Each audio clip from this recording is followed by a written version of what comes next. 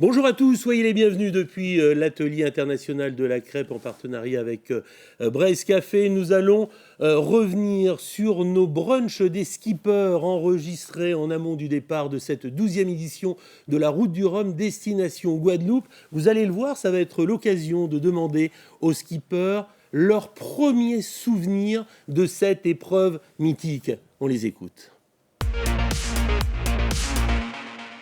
Moi, je ne peux pas oublier la première édition avec l'arrivée de Mike Birch. C'est ça qui me... c'est le flash que j'ai dès que je parle de ce petit bateau jaune. C'est 98 secondes. C'était la naissance d'une légende. Cette idée d'Étévenon, de créer cette course et de voir ce qu'elle est devenue, cette course. Mais voilà, l'origine, c'est ça. Et ensuite, la légende s'est construite et quand on participe à la Route du Rhum, on rentre dans la légende et c'est magique. Moi, je suis arrivé à Saint-Malo à 9 ans, donc c'est vrai qu'en primaire, dès jeunes âges, on va dire, on nous met face à cette Route du Rhum, on nous emmène sur les villages, sur les pontons, donc j'ai quand même souvenir des gros bateaux, des multicoques, des IMOCA déjà à l'époque.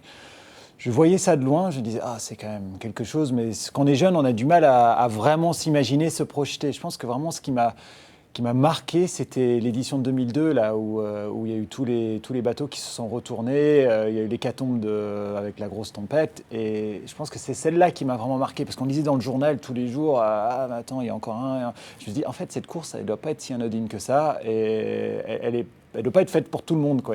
Ça se mérite comme course, quoi. » C'est assez lointain, peut-être à 5 ans, sur l'édition 90.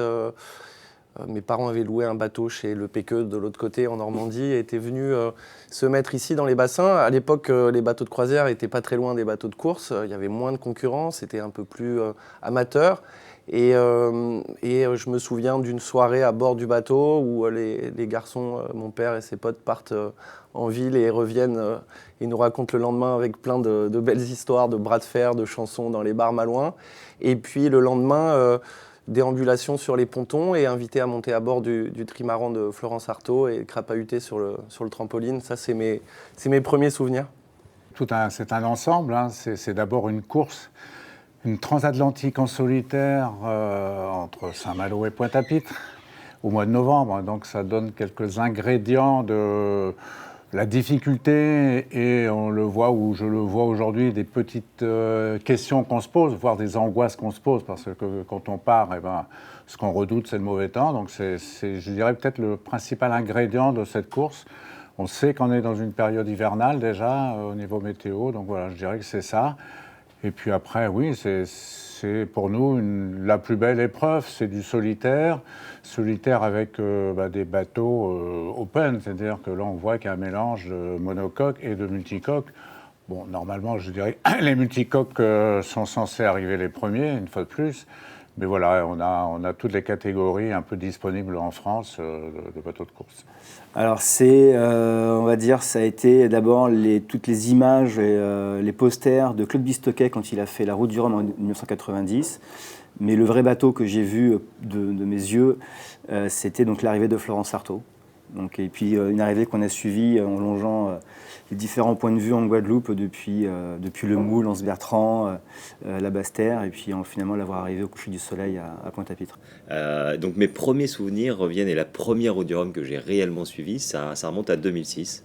Et qui m'avait marqué à l'époque, c'était la victoire de Roland Jourdain, où ça m'avait pas mal inspiré.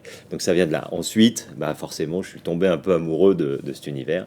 Et bien sûr, je me suis replongé dans l'histoire de cette course incroyable. Et voilà, donc être là aujourd'hui, c'est juste complètement dingue. Bon, le premier souvenir, il est encore très clair dans ma tête. 78, j'ai 14 ans, je suis à l'école de voile. J'ai l'honneur d'être aide-moniteur, donc d'apprendre à faire de la voile à d'autres. Je connais déjà pas beaucoup le bateau, donc mes pauvres stagiaires. Mais c'est cette photo dans Voilier Voilier et dans la presse du trimaran de Mike Birch qui dépasse le cigare bleu de Malinowski. C'est la Route du Rhum rentre dans la légende tout de suite. Il y a évidemment, malheureusement, Alain Colas, etc. Mais cette victoire, ça y est, un trimaran, un petit engin de plage dépasse la tradition du monocoque. Il y a une rupture technologique là tout de suite. Et puis, bah oui, c'est pas du tout une évidence de se dire je la ferai un jour. C'est même au-delà de mes pensées. Moi, je suis plutôt terrien que marin, mais cette partie de rêve, elle a commencé là, ouais. Une image qui m'a le plus marqué, c'est quand j'ai assisté Damien Seguin sur son départ en 2014 et de voir la nuée de Zodiac partir à côté de la flotte, et vraiment une sensation assez dingue d'engouement populaire et de moments un peu historiques en fait, et de le vivre de l'intérieur. C'était vraiment un privilège, surtout de faire ça avec Damien, que j'apprécie depuis de nombreuses années. Alors moi, j'ai les grands-parents qui habitaient Saint-Jacques-de-la-Mer, donc juste à côté. Et le phare du Cap Fréhel rentrait dans une des chambres de l'étage. Donc moi, j'ai déjà un rapport d'enfance de voir ce halo rentrer sur le plafond. Et puis après, je suis venu comme un petit garçon avec mes parents au Cap Fréhel. Et on allait regarder ces bateaux dans cet amphithéâtre incroyable qui est le Cap Fréhel pour ça. Et du haut de mes 10 ans, 12 ans, on venait voir effectivement ces bateaux qui partaient après au large. Et mon imaginaire, ma première image, c'est ça. Et j'ai eu, je crois, avec mon père, avec lequel, sans trahir des rapports pas faciles, et c'est cette route du Rhum, des gens comme Eric Caparli, ou même cette arrivée de ce petit trimaran jaune Mike Birch, j'ai vu dans le regard de mon père une émotion incroyable de le voir battre Malinowski. Et c'était finalement un terrain d'émotion ensemble qui est resté depuis toujours. Alors c'est mes débuts dans la voile en 94, j'étais au Glénan à Paimpol, et on avait décidé d'aller voir le départ au large avec un bateau de la base. Et ça a été un vrai choc parce qu'on a vu passer ces énormes multicoques à l'époque, et voilà, sur les libellules des mers. Et donc c'était Laurent Bourgnon, c'était Paul Vatine, tout ça. Et voilà, et pour moi ça a été la première rencontre avec la route du Rhum. Et sans doute que ça a construit à ce moment-là mon envie de participer à cette course. Mes premiers souvenirs, effectivement, en tant que finistérien et donc voisin de Saint-Malo, on est venu avec mes parents, en famille, mes frères et sœurs. Moi, je me rappelle en 86, donc c'était ma première édition en tant que public, jeune, averti, passionné de voile déjà, et surtout très impressionné par. Je me rappelle de ces bateaux dans le port. Il y avait notamment le bateau de Loïc Caradec, le Royal, avec ce grand mât qui était un petit peu l'attraction de ce village avant le départ. Et puis. Après, on suivait la course, bien sûr, le départ à la télé, parce qu'il n'y avait pas encore Internet à l'époque, faut revenir un peu en arrière. Et ensuite, la radio le matin, et je me rappelle très bien, malheureusement, le drame qui a survenu quelques jours après le départ, où ce grand bateau a chaviré et Loïc a disparu. Et moi, ça m'avait marqué en tant qu'enfant. J'avais 9 ans. On se fait toute une imagination, un imaginaire autour de ça. Bien sûr, après, on a suivi l'arrivée victorieuse de Philippe Poupon. C'était mon favori parce que entre frères et sœurs, on a été, chacun choisissait, on faisait ses pronostics. Donc là, j'avais visé juste. Et puis, c'était un grand souvenir, parce que c'était ce village, cette ambiance, déjà, quand on est gamin, je trouve que ça marque. Écoute, c'est un peu des souvenirs par procuration, parce que moi, je suivais la course à large, tu vois, en 78, à la première édition, j'avais 13 ans. Donc c'est jeune, mais à 13 ans, tu regardes bien ce qui se passe autour de toi quand même. Donc je suivais ça principalement dans les revues nautiques, les revues bateaux, voiles et voiliers de l'époque et compagnie, il y en avait d'autres. Et que ce soit la phase de départ, c'est quand même les pionniers de la course au large, c'était la première transat française. Et puis les bateaux sont partis. Et puis au bout d'une vingtaine de jours, on regarde qui arrive premier, parce qu'il n'y avait pas de balise, il n'y avait pas de carto, pas de trucs comme ça. Et cette arrivée complètement mythique avec Michel Malinowski et Mike Birch, dont on vient d'apprendre le décès. Le décès aujourd'hui, mercredi. On est bien triste parce que c'est une légende aussi de cette épreuve. C'est une page de l'histoire de la route du Rhum qui vient de se tourner. Mais c'est ça, moi, et c'était l'époque où on ne savait pas trop si les monocoques et les multicoques étaient plus rapides. En fait, tu vois, il y a des tas de questions qui aujourd'hui paraissent complètement désuètes. C'était l'écriture des grandes pages de la course au large. Et moi, j'avais suivi ça avec les moyens de l'époque, notamment principalement les revues nautiques. Et puis, Et puis derrière, moi je me rappelle d'une lecture absolument passionnante que je conseille à tous ceux qui arrivent à le retrouver. C'est le livre de Michel Malinowski qui s'appelait « Seule la victoire est jolie ». Et jolie, Et qui est à la fois l'histoire d'une vie et l'histoire d'une course. C'est absolument passionnant et moi c'est vraiment c'est ce qui a participé à mon envie de faire partie de ces aventuriers des mers. Je ne sais pas comment qualifier notre métier, mais en tout cas que je me suis dit vraiment moi ce métier-là c'est vraiment un truc que j'ai envie de faire, quoi. Alors, les souvenirs de la Route du Rhum, c'est vraiment toute mon enfance, puisque j'ai la chance d'étant sur Pointe-à-Pitre, en fait, de voir pas mal d'arrivées de Route du Rhum, donc de voir ces magnifiques bateaux rentrer le long de la Darse, avec toute la Guadeloupe qui les accueille. C'était vraiment pour moi quelque chose d'assez particulier. Et depuis que j'ai commencé la voile, je me suis toujours dit qu'un jour, ça allait être mon tour. Et effectivement, ça l'a déjà été 2 fois et j'espère encore le faire une 3e fois cette année. Moi, c'est les balades dominicales le long du Môle Caradec à la Trinité-sur-Mer, où les bateaux étaient amarrés, les grands multicoques étaient amarrés là tout le temps. Donc ça, c'est mes premiers souvenirs. Et puis, c'est RMO, Prima Gaz, et c'est Laurent Brognon, 94. Voilà. C'est ma première image du Rhum, et c'est celle que je garde depuis toujours. Et voilà, c'est ce qui me motive, en tous les cas, à revenir sur cette course. Moi, je me rappelle Pierre Ier, Florence Artaud. C'était ma première image de Route du Rhum. C'était un peu... je pense que c'est cette course qui est rentrée dans le cœur des Français, qui a fait connaître la Route du Rhum de manière très générale et qui a participé à ce mythe.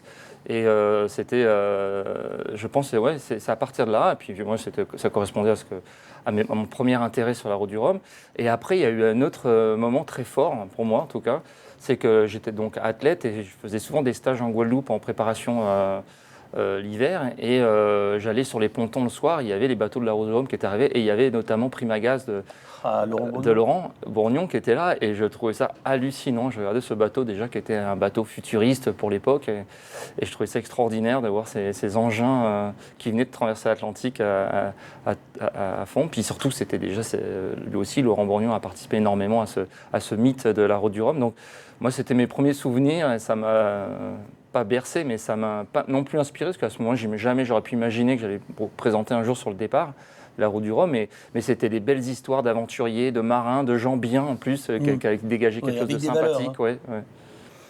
J'ai des très bons souvenirs avec la Route du Rhum. Il y a eu, c'est une course qui est légendaire, mais je me rappellerai d'un souvenir plus particulièrement, c'est lorsque j'étais jeune avec mes parents. Nous sommes allés en vacances à la Trinité-sur-Mer et j'ai eu la chance de croiser Louis Caradec, qui préparait Royal à l'époque, et qui partait pour la Route du Rhum. Et c'est comme ça que j'ai découvert cette course. Et donc voilà, et ces grands marins. Et c'est vrai que j'étais rêveur quand je voyais la taille des bateaux. Un bateau comme Royal et tous les grands multicoques à l'époque qui étaient au départ de la Route du Rhum. Donc voilà, et puis après il y a eu toutes les autres routes du Rhum, la victoire de Florence Artaud, la victoire de toutes ces grandes personnes qui ont marqué de leur nom cette belle Route du Rhum. Peut-être j'ai envie de vous raconter une histoire. C'est que moi, j'ai longtemps rêvé de la courir. La première édition, je n'étais ni au départ ni à l'arrivée. Mais la deuxième, je faisais mon école de journalisme en 82. Et j'imaginais à l'époque qu'on pouvait rentrer... on trouvait des places sur les bateaux qui étaient rapatriés de la Guadeloupe. Et donc, j'ai jamais réussi à contacter aucun skipper avant le départ.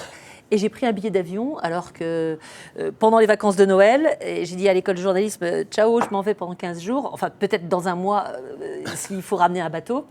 Et je suis arrivée à Pointe-à-Pitre, dans la marina de Gosier. Ouais. Il faisait nuit. Et il y avait amarré Critère, le bateau de Malinowski. Et je suis montée à bord, je me suis mise à la barre et je me suis dit un jour, je serai au départ de la Route du Rhum. Et voilà, donc ça j'ai envie de vous le raconter, ce que je raconte jamais. Oui. Je l'ai raconté dans Parfum de Rhum, ce livre que j'ai écrit il y a 4 ans. Il y a 4 ans au moment de la Route du Rhum. Voilà, c'est peut-être la première image. Bien évidemment, après il y a eu tout le mythe de cette première arrivée de la Route du Rhum, et puis avec la disparition de Mike aujourd'hui. On est très triste. Ouais. Ah oui. Moi j'étais comme plein d'autres très attachée à cet homme, à la fois tellement doux et mystérieux.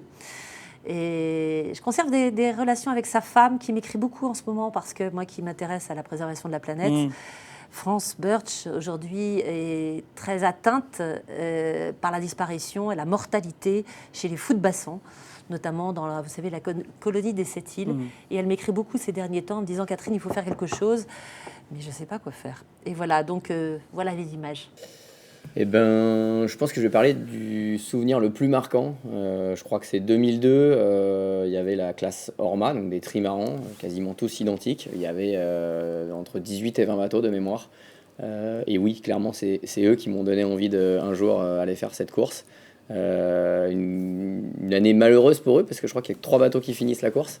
Mais c'était juste incroyable de voir toutes ces machines de guerre et le plateau de skipper qui était complètement incroyable. En tant que Malouin, oui, c'est une course qui fait rêver. Après, de se dire qu'on va la faire, ben, c'est pas si simple que ça. Et j'ai raté l'édition de 2010. Et en ratant cette édition, parce que j'étais en projet de fin d'études au Québec, je me suis dit, ben, en 2014, j'y serai, mais en plus, je passerai la ligne. Ce que j'ai fait. On voit souvent les images de Malinowski et Mike Birch, puisque bah, bien sûr, c'est de circonstances, puisqu'avec le décès de Mike Birch il y a quelques jours. Mais j'étais pas né et je me rappelle plutôt des victoires de Laurent Bourgnon, je crois que c'est 94, où je le vois faire l'équilibre à l'avant de son bateau. Voilà, c'est vraiment les images qui me reviennent. Et puis aussi Florence Artaud juste avant 90. Voilà, il y avait eu le film Waterworld qui était sorti. Et je devais avoir 12 ans. Donc c'est des bons souvenirs. Mon père était marin-pêcheur à Saint-Malo. Et quand on était petit, les bateaux de la route du Rhum se faisaient tracter par des pêcheurs pour sortir des écluses, un petit peu comme ce qui se faisait sur le Vendée Globe à l'époque dans le Chenal des Sables. Et bien nous, on faisait ça étant gamin. C'est-à-dire j'ai le souvenir où on se levait de bonne heure, de nuit, on allait sur les bateaux de pêche et on tractait les bateaux pour les aider à sortir avant qu'ils puissent lever les voiles et se rendre par eux-mêmes sur le départ à la pointe du Grouin. Donc j'ai ce souvenir-là. J'ai le souvenir aussi d'aller... grâce aux connaissances de mon papa, on pouvait aller sur les pontons et toucher ces bateaux. Je me souviens, étant gamin, que ce qui m'impressionnait, c'était les antidérapants des bateaux de course, qui n'étaient pas des antidérapants moulés comme on voit sur les bateaux de croisière, mais des antidérapants peints, etc. Et pour moi, c'était synonyme de bateau de compétition. Et je pense que tous ces bateaux-là, les gréements à balestron, les maëls surdimensionnés, les catamarans énormes, ne m'ont pas seulement... envie de faire de la course au large, parce que là, il y a eu cette transmission de cette passion de la mer qui vient de ma famille, forcément. Une famille de marins-pêcheurs, une famille de coureurs au large. Donc il y a l'amour de la mer, mais j'ai aussi, je pense, avec le Rhum, eu cette passion de la technique, de construire de beaux bateaux, des bateaux innovants. Et ça, c'est ce qui a fait le fil de ma carrière jusqu'ici, c'est-à-dire la course au large, la compétition, mais aussi à terre, comment construire un bateau, comment le développer et comment le faire aller plus vite. Ce brunch des skippers a été également l'occasion de leur demander en 3 mots ce qui représente pour eux au mieux cette épreuve mythique de la route du Rhum, destination Guadeloupe. Écoutez-les. Bah, c'est simple, moi je dirais légendaire, Saint-Malo, Pointe-à-Pitre. Alors c'est vrai que j'aurais dû la préparer celle-là. Engagement, c'est des courses très engageantes. Là, on verra en fonction de la météo. C'est une course qui attire du public et qui a un rayon médiatique qui est vraiment énorme.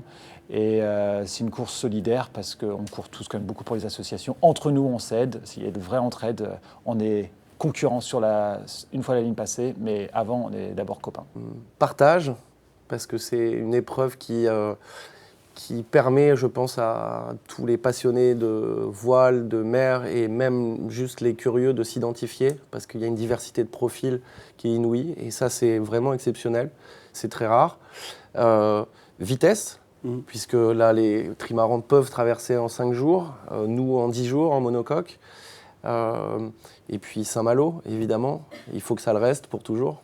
3 mots, c'est pas beaucoup par rapport à tout ce qui se vit sur une course, mais je vais m'offrir un extra, mais c'est défi, c'est aventure, c'est partage, c'est émotion, et puis en l'occurrence, espoir. 3 mots, mythique, spectaculaire, parce que j'ai eu la chance d'être là au départ en 2018, de venir voir un petit peu l'événement, et c'est spectaculaire, et engageant. Je ne sais pas le faire en 3 mots. C'était résumer une vie. Elle a parsemé ma vie, cette route du Rhum. Donc, c'était... Le parcours d'une vie. Ouais, c'est le parcours d'une vie. Ouais, c'est le rêve, la concrétisation d'un rêve et puis l'envie de transmettre. 3 mots, c'est toujours compliqué. Je dirais intensité, engagement et puis compétition. Voilà. C'est un rêve, c'est un objectif majeur et puis une envie de victoire. Bah écoute, ça fait un peu plus que 3 mots, mais ça peut être une phrase. Hein. Mais pour moi, le livre qu'on a évoqué tout à l'heure, Seule la victoire est jolie, oui. Ça signe la route du Rhum. Enfin, ma route du Rhum. Alors déjà, le premier mot, c'est fête, puisque on voit sur le village toute la ferveur, toute la fête qu'il y a autour de la route du Rhum. Le deuxième, c'est soleil, bien sûr, parce qu'on rentre à la maison avec le mot chaleur. Donc les deux sont associés. Soleil et chaleur, pour moi, c'est vraiment l'identité de la Guadeloupe. Alors déjà, c'est la démesure un peu de l'événement. Enfin, c'est quand même quelque chose de... Centre du bateau, on voit déjà un peu le monde qui commence à y avoir. Donc il y a ce premier mot un peu de démesure. Il y a la passion. La passion, c'est un peu à la fois la passion ici des gens et des spectateurs qui sont là, mais aussi la passion des Guadeloupéens pour cette course. Et en fait, c'est ça aussi qui est marquant, c'est quand on arrive de l'autre côté, quand on a la chance d'arriver de l'autre côté, on ressent vraiment cette passion qu'ont les Guadeloupéens à faire vivre cet événement. Et c'est assez c'est porteur, quoi. C'est quelque chose de très bon, en tout cas, parce qu'on reçoit plein d'amour de la Guadeloupe et c'est très sympa. Et puis le dernier, ça va être la sportivité, quoi. Parce que là, je pense qu'il va falloir livrer une bataille dans la classe Ocean 50 pour essayer d'aller chercher notre anglais. Voilà, parce que dans notre classe, il y a un favori, c'est un anglais. Et donc c'est une bonne par rapport à l'histoire, c'est sympa, c'est un bon clin d'œil à l'histoire. Et puis il y a 7 outsiders qui sont capables de gagner, donc ça va être super. Très ouvert. Exactement. 3 mots, il y a déjà moi je parlerai de fête, le côté festif de Saint-Malo qui attend la route du Rhum tous les 4 ans. Et on peut déjà le voir aujourd'hui. Je parlerai de sport parce que c'est un sprint et la course elle commence dès la bouée de départ. Et je parlerai de Rhum et d'Antilles parce qu'on a tous envie d'arriver en Guadeloupe pour boire le premier Rhum et d'être accueillis par les Guadeloupéens. Mythique, ça c'est sûr. J'allais dire féerique. Parce que dans Parfum de Rhum, je décrivais qu'il y a différents théâtres, Saint-Malo, la Pointe du Groin, le Cap Fréhel, le Tour de la Guadeloupe. Il y a quelque chose de magique, probablement magique. Et féerique, mais en même temps engagé. Je dirais sprint, parce que pour nous, course au large, étonnamment, c'est un sprint. C'est vraiment un sprint. Je dirais océan, parce que c'est vrai que c'est le... Voilà, et puis je dirais fête, parce que c'est quand même incroyable l'ambiance qu'il y a au départ à Saint-Malo, quand on voit ce qu'il y a à Saint-Malo, qu'on se dit que ce sera encore mieux en Guadeloupe, on se dit que c'est quand même assez génial de pouvoir vivre ça avec un nouveau partenaire et être sur ce village et en profiter, c'est génial. Je dirais les écluses, je dirais aussi le Cap Fréhel. Il y a quand même pas beaucoup de courses où on voit tous les bateaux passer avec ce public. C'est des gradins naturels et tous ces bateaux lancés qui passent les uns les autres avant de s'élancer vers le large. Je pense que le Cap Fréhel, c'est aussi quand même quelque chose de très très beau. Et puis aussi, je pense que c'est un lien. La route du Rhum, c'est aussi un lien entre la métropole et nos territoires d'outre-mer où c'est pas toujours forcément simple d'avoir ce lien physique. Et ben là, on fait un petit peu un lien dans ces différents territoires. Et je trouve que c'est un beau symbole. Voilà, nous étions très très heureux durant cette route du Rhum de vous présenter ce brunch des skippers. Merci aux 20 participants qui nous ont fait le plaisir de s'arrêter ici à l'École internationale de la crêpe Braise Café. Merci à nos partenaires, la Banque Populaire Grand Ouest et le cabinet LBP. Merci à toutes et à tous, c'était votre brunch des skippers.